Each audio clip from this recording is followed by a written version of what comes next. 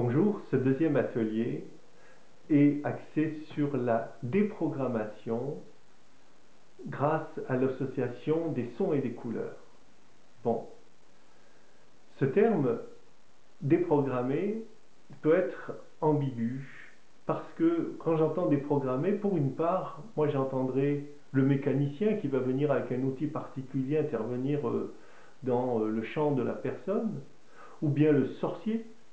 Bon, pourquoi cette ambiguïté?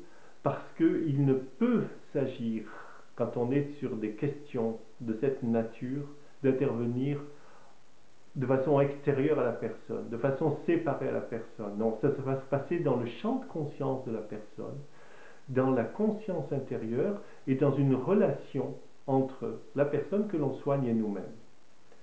Donc c'est cette complémentarité, c'est cette recherche intérieure qui va d'abord falloir établir et qui va être le gain qui va être l'enjeu de la réussite. Comment cela agit-il? Eh bien, c'est ce qui va être présenté dans ce deuxième atelier.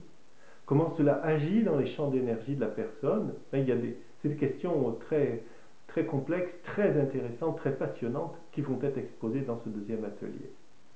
Je vous donne un exemple qui m'a marqué. J'ai soigné beaucoup de personnes, il y a des témoignages sur le site. Un soin m'a étonné par son côté extraordinaire. C'est une jeune femme de 25 ans, professeure de yoga, enseignante, qui a un écueil dans sa vie. Elle ne rencontre pas d'homme. Pourtant, elle a tout pour plaire, cette femme. Nous faisons ensemble un soin de déprogrammation. Ben écoutez bien, au bout de 4 jours, elle rencontrait un homme. Qu'est-ce qui s'est passé? C'est qu'il y avait des blocages dans son champ d'énergie. Et ces blocages étant levés, eh ben, l'ouverture a été possible. Et la rencontre s'est faite presque immédiatement, on pourrait dire. Ça ne vous donne pas envie? Alors, je vous invite à lire le résumé de cet atelier en bas de ce document. Et je serai heureux de vous accueillir dans ces ateliers. Alors, à bientôt.